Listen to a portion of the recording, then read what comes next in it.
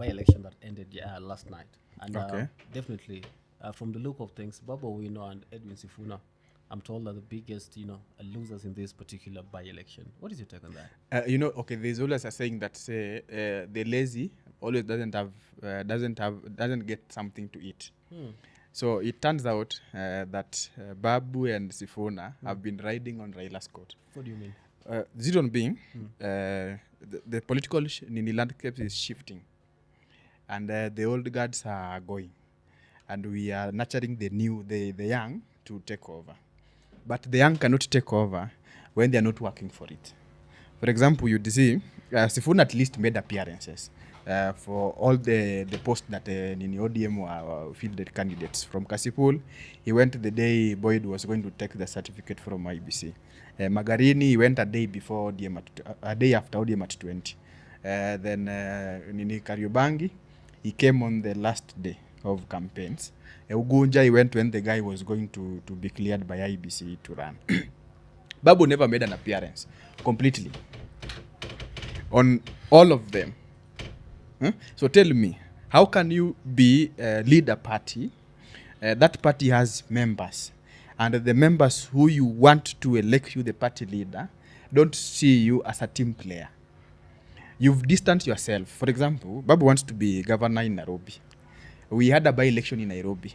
He never made an appearance to campaign for the candidate of the party that elected him, took him to parliament. So what tells you that this guy is committed to taking over when he can't be a team player and join others in doing whatever they are doing? For example, let's assume he wants to do away with everyone, then bring in the new team. But even if you want to do away with everyone, everybody has to see you as a team player. You have to prove to them that the noise you've been hearing outside, that Babu are because I am popular, I have the zeal, and I can lead you to the next generation. But you are not showing up to any function the party organizes. So that tells you how hypocrite you are, lazy you are, and is somebody with a very hidden motive. The force behind him taking over, I'm sure, not independent. It's somebody pushing him to do that. What impact would Babu have, brought to especially the Nairobi, by-elections? No, he's going to vie for governor. Mm-hmm. It means he has, of all the people coming up to run for governorship, it means he has the influence within the city. I saw, for example, DCP, Irungu Nyakera camped in Kariobangi North for almost 2 to 3 weeks, sure, campaigning for the DCP candidate. What happened? He won. So if Babu wants to become governor, for example, let's say in Homa Bay, it was a do or die for Gladys. Why? Had Boyd lost, Gladys' re-election to the second term would have been in jeopardy.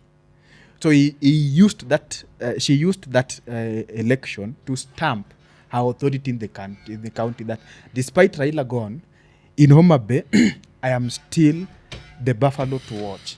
So Babu, if he wants to become the governor for Nairobi, he would have used Kariobangi North to be the litmus paper, because his opponents camped in Kariobangi North campaigning for their own candidates. So he would have used that one to stamp his authority that ODM has majority of the MPCs today. We would have added because remember that one was not ours. We would have added a new MCA today. I saw Gladys Wanga camp in Kariobangi North. I saw Ruth Odinga in Kariobangi North. Yes. Definitely Sifuna was in Kariobangi North. Yes. He went there the last day. He's the senator of the city, and he went there the last day for 30 minutes and left. So he should have camped there on a daily basis. Yes.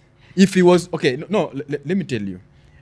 Mombasa governor and the coastal leaders, they camped in Magarini. Magarini, sure.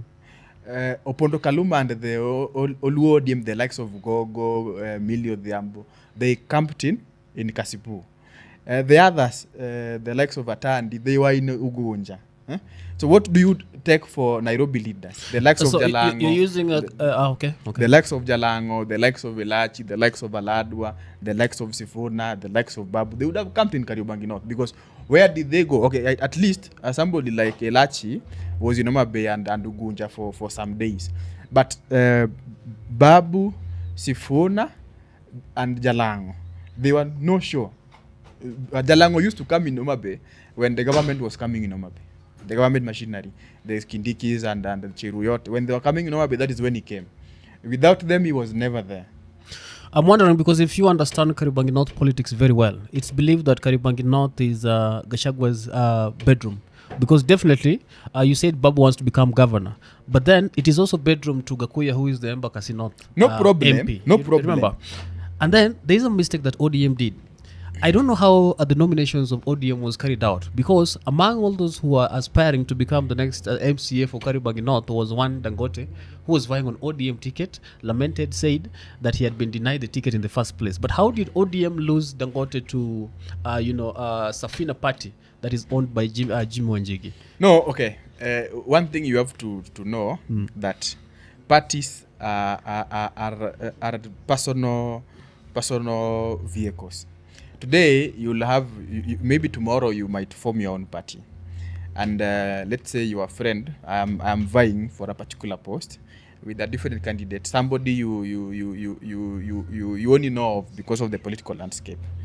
So who would you give the ticket? You as the party leader. Because first things, party tickets are given to those you deem that would be loyal to you. Loyalty comes first. Loyalty comes first. Okay. So you don't just dish the ticket out that it is a contest of giving out tickets. Let me just give out. No, you give tickets to those you deem would follow your ideologies to the latter. Those you deem, if you tell them left, they will go left. If you tell them right, they will go right. You don't just start at everybody is popular. Let me just give. Parties could not be doing anything in the country. Before we move to Kasipul, I want to ask you a very important question. Do you think Babu's heart is still in ODM? And do you think he's serious with the fact that he's going for governor for Nairobi? If already we have already failed to, consolidate Kariobangi North. No, okay. Babu, I'd feel is confused. I'd use that term. Mm-hmm. He doesn't know what he wants. Mm-hmm. He wants to be governor for Nairobi. He wants to lead the Luo. He wants to be president. He wants to be president. Sure. He wants to take over ODM. So you don't know where he stands. He wants to take everyone. According to you, the silence of Babu Owino during this by-election has given us what we call a loss for ODM in Kariobangi North. One of the most serious zones for ODM in this particular city. Take it this way. For example, you saw what Gachagua did in Mbeere. He wants to control Central Kenya. Sure. He literally walked door to door to try and stamp his authority in Central Kenya. He failed. No, he didn't fail. He won. Why? Central Kenya 2022 was Ruto's pact. Today, they are going 50-50. With Gachagua. The Gachagua. Okay. So, babies, the first steps matter than the larger steps.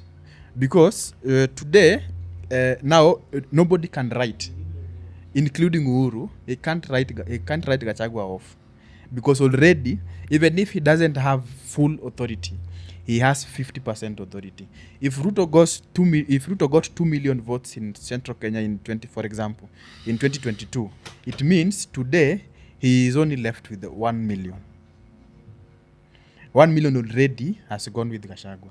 That is why Gachagua won. So if Babu wanted to take over ODM, if Babu wanted to win over Nairobi governorship in 2027, he would have begun by stamping his authority in Kariobangi North. I am in ODM. There's an ODM candidate, and he must win. What are the consequences of the DCP party winning Kariobangi North? It shows there's a new wave coming in Nairobi. Okay. And we have to watch it. So it's either, that is why I'm saying Babu is confused. He is still not sure where to go to. Okay, let me say this. Babu, Sifuna, and Amisi, I believe they stayed back from the campaigns thinking that ODM would weaken. Okay. So that if ODM had lost, they would celebrate. One of the three, more so Kasipul. Kasipul. Sure. The three would have used that opportunity to rise to the occasion. Okay. So they stayed back. The not to rising mess. means sorry for cutting you short. The rising means walking out of ODM or taking over ODM. No, being the louder voice. Within the party. That we told you, those guys depended on Baba, not popularity.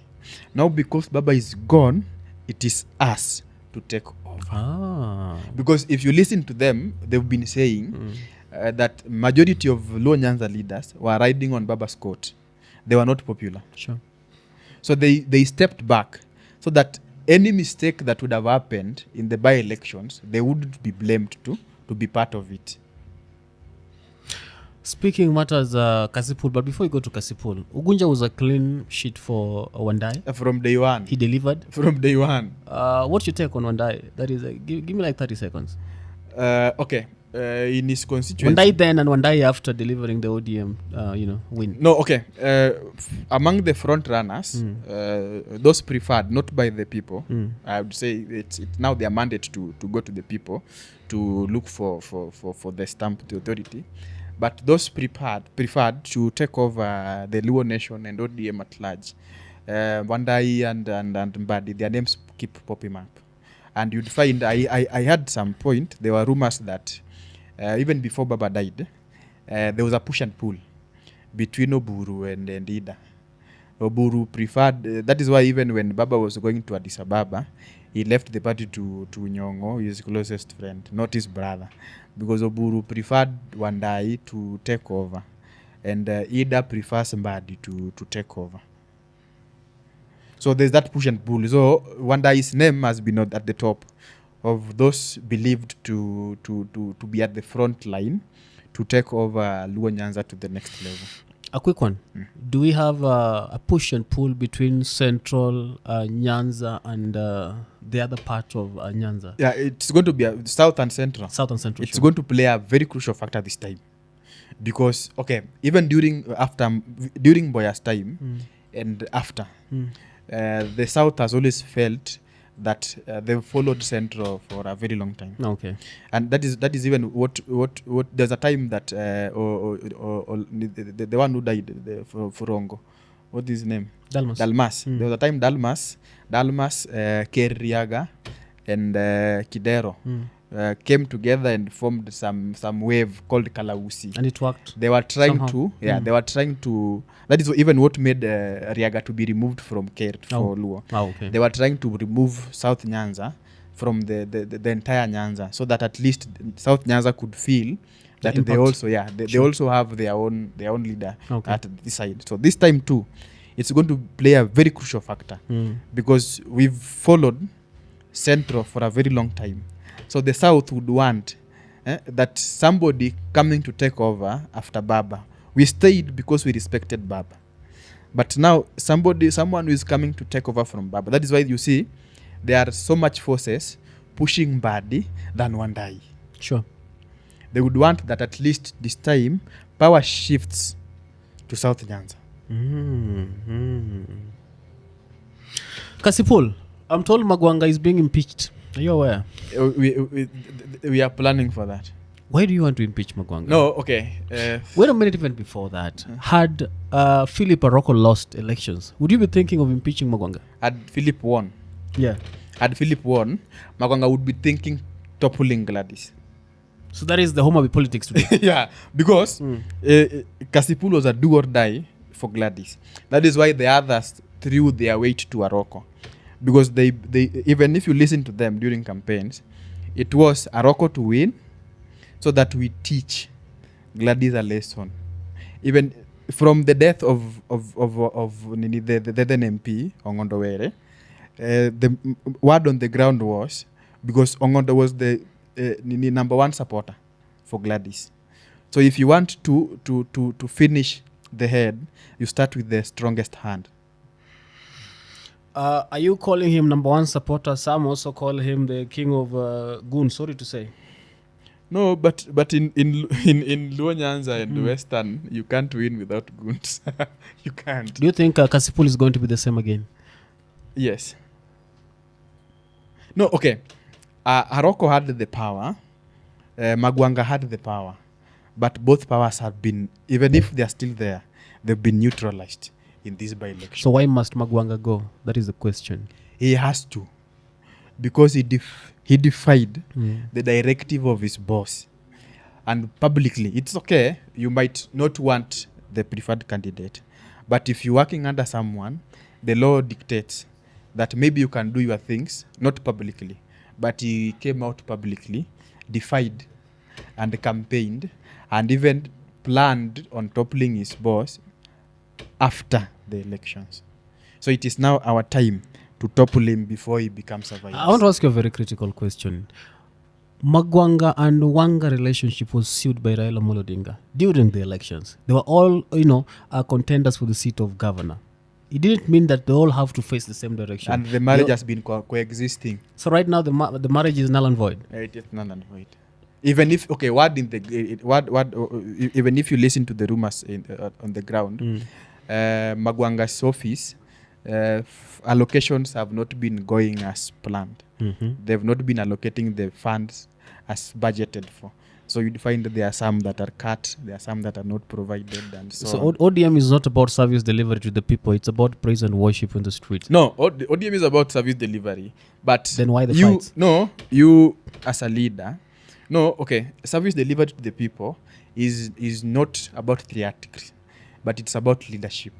So you as a leader, if you start bringing your differences with the authorities, for example, you've had the saying before handshake and broad-based, and before the Nusumkate government, Luos have been getting development, yes, but on a restraining phase, where you'd find a road that was to be built in 1997 is being built in 2025. Why? The allocation was made in 1997. Sure. But the government have been channeling that money to other projects, other regions that collaborate with them. Sure. So that is what happens when your leadership is not for the service but for theatrics. So you'd find that it's okay, your allocations are budgeted for, but because you use theatrics to lead, the allocation is channeled to those who collaborate with the system. But yours delay each and every now and again. Now that is on Luo community politics. Now I want you to finish by telling me, does this by-election reflect or is it a yardstick for what we call free and fair elections by the IBC? I doubt if in the whole world there is any country that does free and fair. Even USA, when Trump beat Clinton on the first term, there were rumors of Russia interfering with the elections and stealing votes for Trump. True. So it means even for the superpower, sure, there's never been free and fair elections. So even here, it's okay. On paper, it might look free and fair, but there will never be a free and fair election. It is either you look for your ways to win. Even, for example, if you check Mokonju's, the MP for Embu, the lieutenant for Gachagua, he made a video clip today, and in his conclusion, he said, in elections, whether clean or dirty, make sure the returning officer announces you at the tallying center. Whether it is clean or dirty. Any other thing, those are formalities. I just hope you're not talking about Mbayare constituency, because that was a clean sheet win for Kindiki. No, I'm saying even if you ask anyone, the party nominations, you'd hear them say that from Nairobi they would be told, I am not issuing tickets, but make sure you are announced at the tallying center. To our esteemed viewers, that has been Oscar Yot on the MC Lang at Lang Show here on Mzuka Kibao TV. Thank you until next time. Senteni sana.